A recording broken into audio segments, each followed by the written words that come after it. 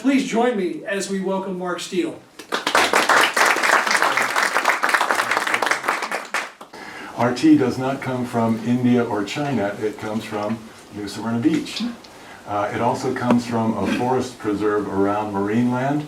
We make our tea from a Florida native plant called Yaupon holly. Yaupon is the only caffeinated plant species in all of North America. One of the best things about Yaupon is what's missing from Yaupon. What's missing is tannin. It's important in the future of my talk that we all understand what tannin is. If you've ever had a cup of black tea and you let it sit there for 30, 40 minutes, it gets really bitter, turns black, upset stomach. That's from the emergence of tannin from Chinese tea. This is a different plant species. This one is endemic to the United States. It only grows here, it's native here, and it's tannin-free and never bitter. Okay, the tree is called a Yaupon holly. It comes from the word Yaup from the Catawba tribe. It means little tree. The Cherokee just called it the beautiful tree because it was so useful to them. The tea itself has had a lot of labels, depending on the time, depending on who's drinking it. Cassina is the ancient tribal name, and I will use Cassina and Yaupon holly tea interchangeably. Aussie was from the Creek, and Muskogee from the word leaf. The Native Americans called it the white drink because it was the drink of purity. The Spaniards showed up and saw the color of the tea and called it the black drink. When Yaupon went to England, it was called South Sea tea, Carolina tea. In France, it was Appalachian. Liberty tea during the Revolutionary War, and it was Confederate tea during the Civil War. So it's had a lot of names over the years. Cassina, Yaupon holly tea, that's what we're going to go with today. I do a lot of farmers markets, and we do art shows, and we try and sell our tea, and most people have not heard of Yaupon holly, don't know about it. And one of the things I tell the people is that Yaupon tea is the oldest tea in the world. And they ask me, well, Mark, how could you possibly know that? I say, well, it's 8,000 years old. Okay, now I really don't believe you. How do you know that? It's kind of a cool story, so let's get into the history. Just so you know, I'm the one on the right in the red shirt. So just to be clear.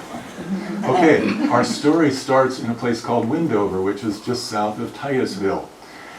They were building this swanky new housing area. They had to go over this pond. They needed to build a bridge over this pond, and this excavator was digging the foundation for the supports for the bridge over the pond.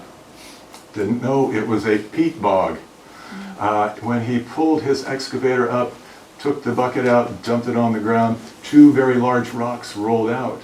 And he said, that's pretty unusual because in the muck that he normally deals with, there are no rocks. So he stops what he's doing to go look at the rocks, kind of washes them off, and this is what he found. Those were the rocks. Okay. So he calls the police and says, hey, I think we have a murder scene here. The police show up and they say, hey, these skulls are pretty old. I don't think this is a fresh crime. They call University, was it Seminole, Florida State Anthropology. They call them and they come down and they see these skulls are 500 or 600 years old just because of the condition of them. And then they did carbon dating and found out that they were 8,000 years old. Really ancient. The peat bog didn't let any oxygen in. The bodies were very, very well preserved. They still had digestive tracts. Normally your brain will disintegrate and turn to liquefy after about 3 days after you're dead. After 8,000 years, they still had actual brain tissue. They did DNA testing on the brain tissue and found out that the people came from Asia and don't exist in Florida anymore. So whatever tribe this was, they all died out. But the main thing is they were so incredibly well preserved. 168 individuals, about half men, half women. Half of them were under 18, half of them were over 18. And they died from a variety of causes. Just to show you how long ago 8,000 years was. This is 3,000 years before the pyramids got started to be built. The oldest Chinese tea by legend was 3,000 years after the Wendover burials. Emperor Shennong is the one who, in the mythology, is the one who found tea in China. The actual archaeological evidence is much later, 200 BCE, with the Jing Emperor actually had some Camellia sinensis Chinese tea in his burial site. So this tea is so old that we found. These people died of natural causes. This person obviously didn't. Okay, here's the cool slide. This is from the head of the anthropology department. They analyzed the guts of this woman who died at about age 60. She had bone cancer, and they were feeding her medicine before she passed.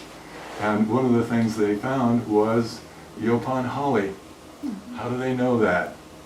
There are two chemicals that are the markers for Yaupon holly that will come up several times in my talk. Caffeine and theobromine. You know what caffeine is, I'm sure. Theobromine is the feel-good alkaloid that's in dark chocolate.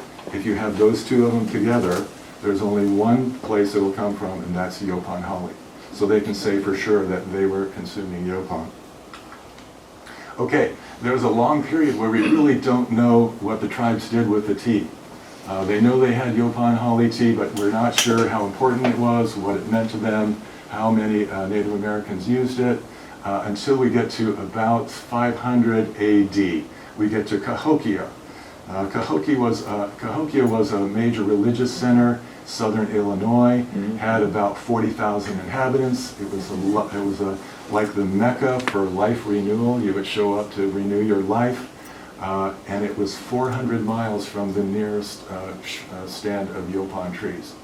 We know Yaupon was there because we found the two elements, the caffeine and the theobromine, were left over in the mugs that they used in their ceremonies. This is a natural range, again, of Yaupon holly. You can see Cahokia up on the top. All of the tribes that drank Yaupon on a daily basis are depicted down here at the bottom. In 1515, when the Spaniards first showed up, this is the approximate location of the tribes. Of course, as things evolved, there was a lot of movement from around 1515. Casina, Yaupon holly tea, was at the center of civilization. Social structure, medicine, commerce, and religion. They worship the god of purity, the god Yahola. I'll go over these briefly so you can understand how important this tea was to these tribes. If you want to be friendly with somebody that you're meeting for the first time, you want to have a favorable impression, you want to welcome them, you offer them tea. In fact, we have already done the first Timucua gesture by giving you tea. As soon as you showed up, it's a gesture of friendship and welcoming. When the men got together, and Yaupon Casina was a kind of a, I won't say exclusively man's drink, but it was pretty much a man's drink. If the women got sick, they would get some Yaupon, but generally speaking, it was the men who drank Yaupon. If they had a big decision to be made, everyone would get together, they'd cook up the tea.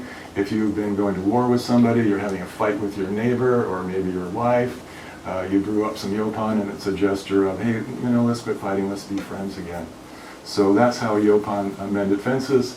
You knew your social hierarchy because during ceremonies, the chief and the shaman, the religious leader, would take the first cup, they would dump it on the ground in honor of the god of purity, and then they would take a drink. And then imagine everyone in this room, especially the men, all the men would line up according to order. The most important guy would get the next cup, the next important, down to the last person who's the dregs of society, who would get the last cup of Yaupon. So every time they had a ceremony, you got to know you're standing in the tribe. As far as medicine is concerned, there have been a lot of analysis done regarding what's actually in Yaupon.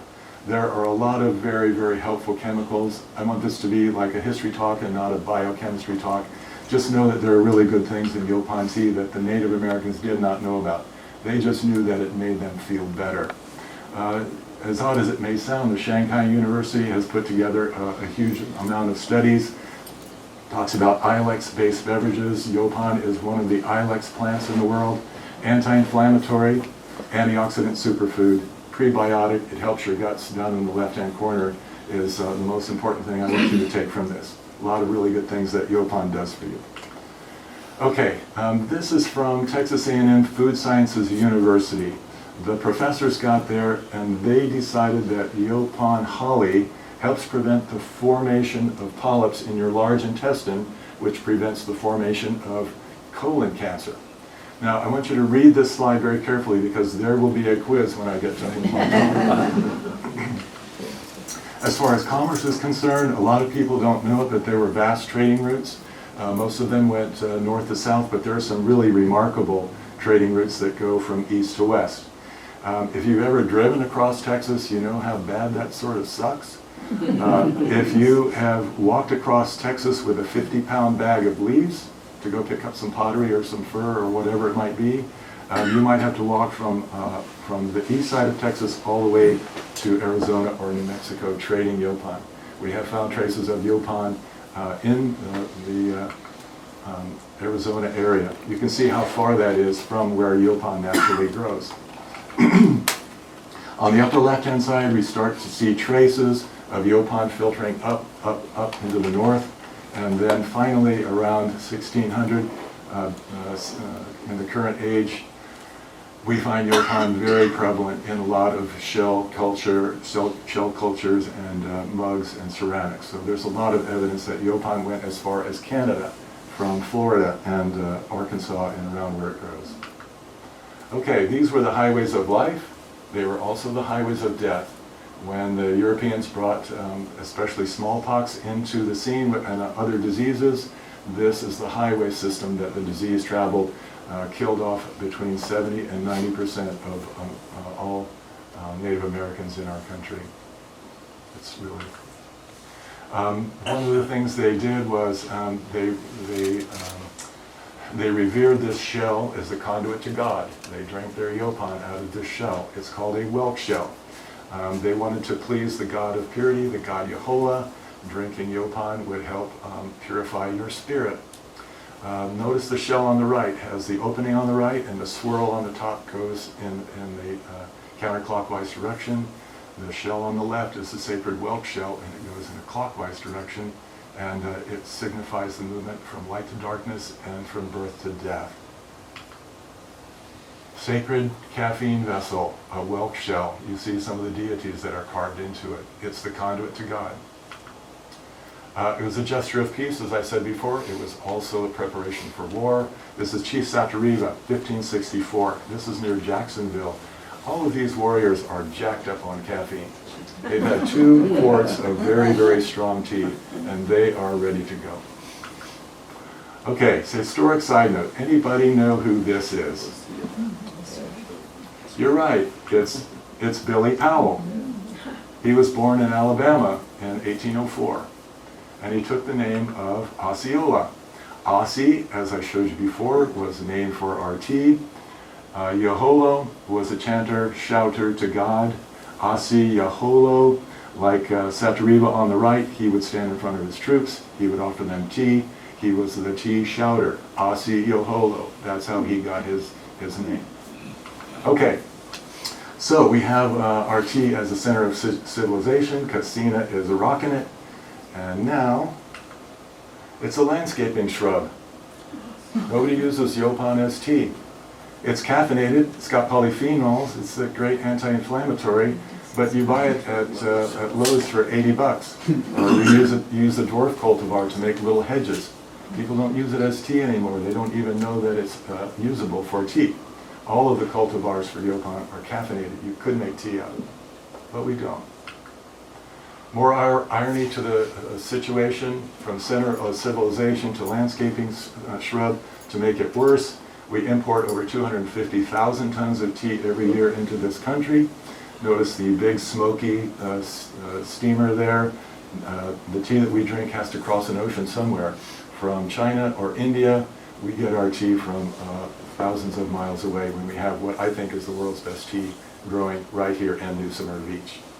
Florida farmers are desperate for a new crop. I don't know if you're familiar with citrus greening. 80-90% of our citrus industry in Florida is gone. Ironically, it's a disease from China that came here in 1998. No cure for the disease. It kills the trees. There is no way forward for citrus as it stands right now.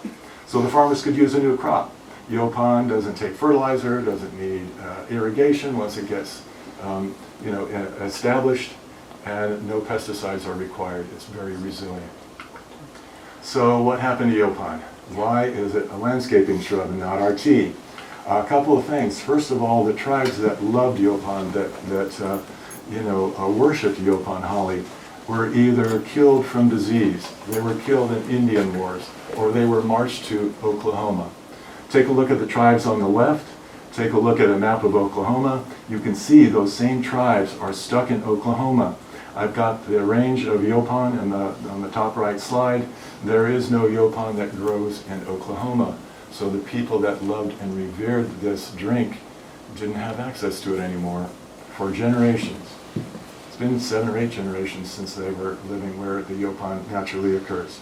It's fallen out of their culture. So what else happened to Cassina? Why couldn't we just use the tea? Well, it's a story of profound cultural bias that you'll see flowing through my talk. There's a revered scientist that made a tragic blunder which ended up ruining Yaupon holly tea. It's a story of corporate slander and sabotage and unfortunate religious rituals. Let's start with some history. A history of Chinese tea imports. This is kind of important, but it's a fun story. The history of the British Empire, in my opinion, started with this wedding of these two people. This is an arranged wedding. The guy on the left is Charles II.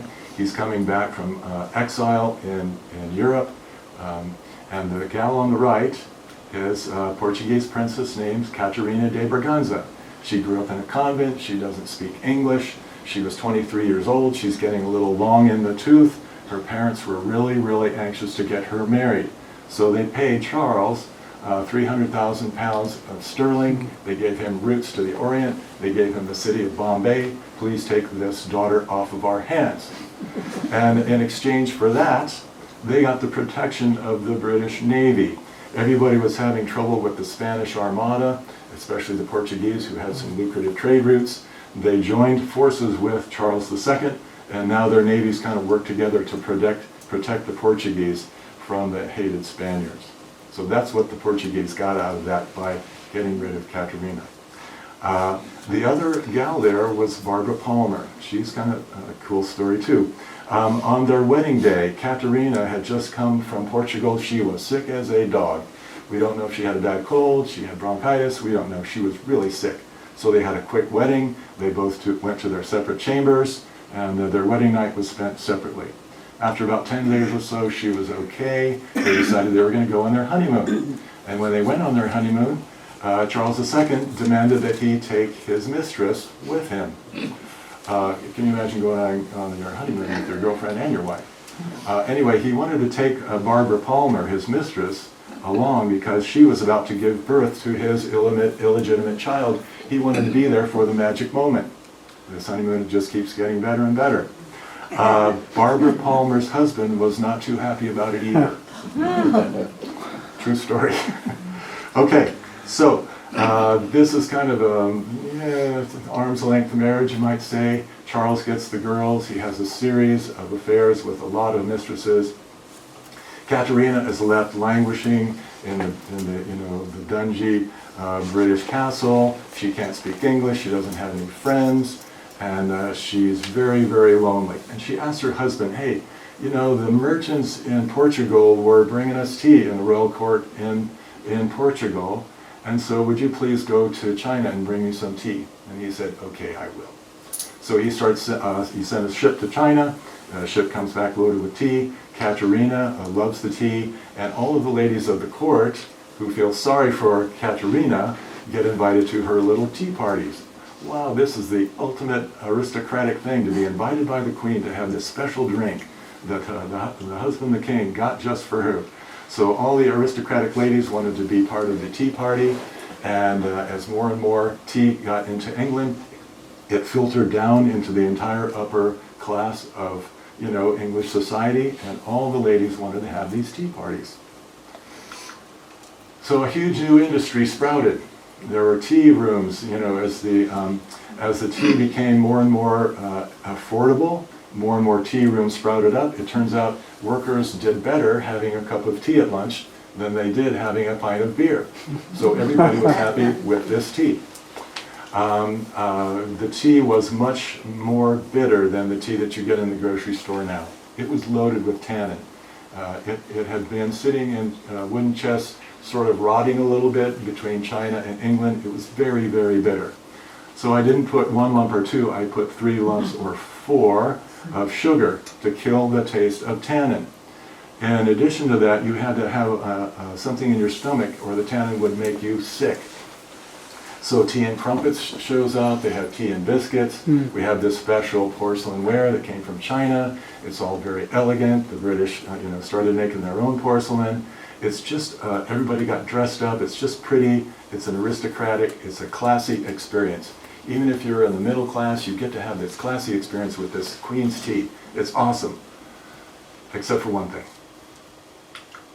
Slavery.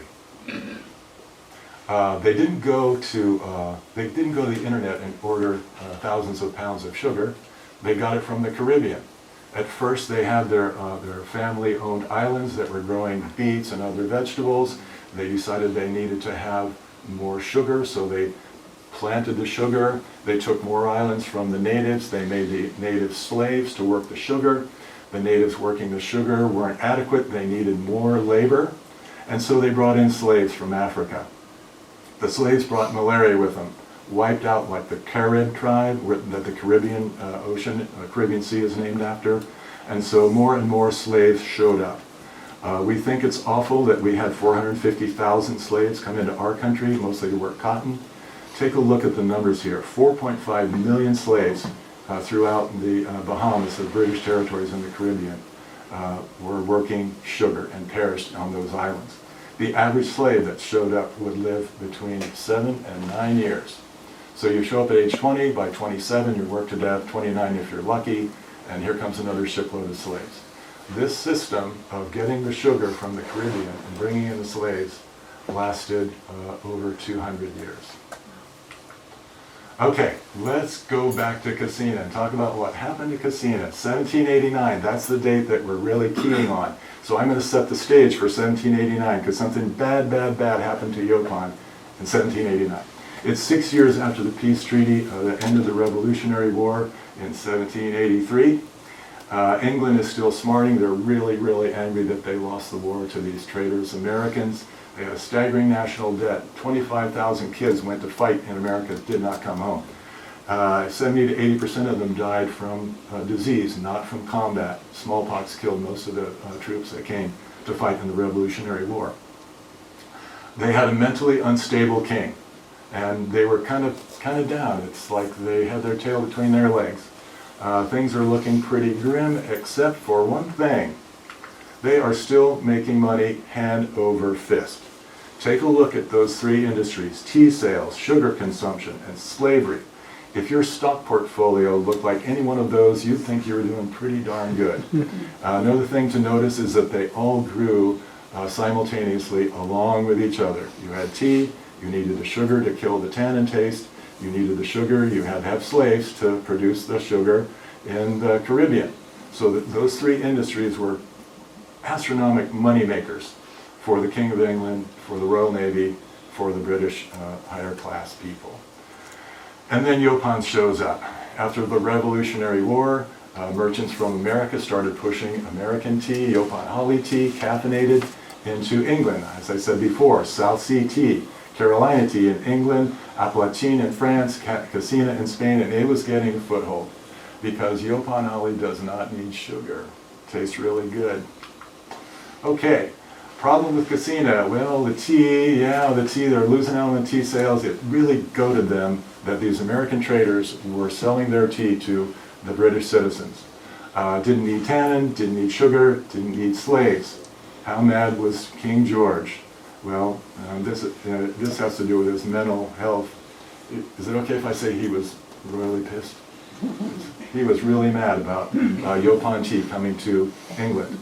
So we have the royal gardener coming to the rescue, saves the day, finds a way to eliminate the competition, to kill off the tea from the traders in America. His name was William Ayton.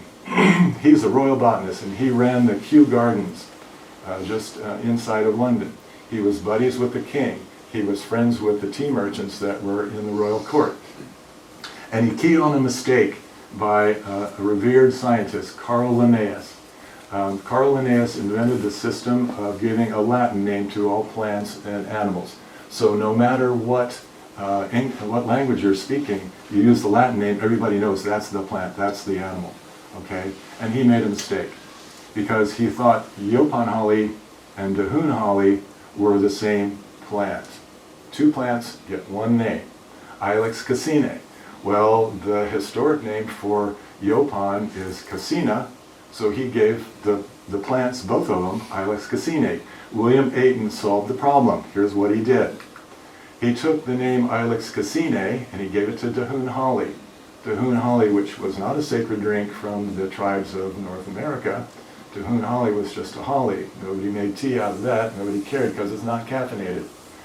Yaupon, formerly known as cassina, gets a new name. Guess what it is? Ilex vomitoria. The literal translation, the holly that makes you vomit. It is an action-packed sentence. It's not just this. It makes you vomit. That's the literal translation.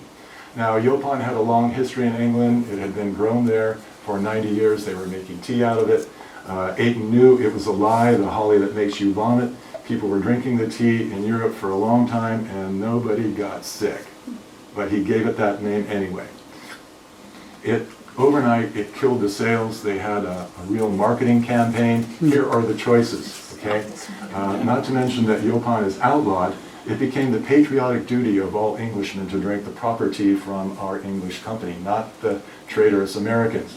And consumers had a choice of drinking the Queen's tea from the British East India Company, the proper tea. Or you could drink Ilex vomitoria, the heathen drink from the treasonous American merchants. So he's pretty much shut down the Yaupon tea sales in England.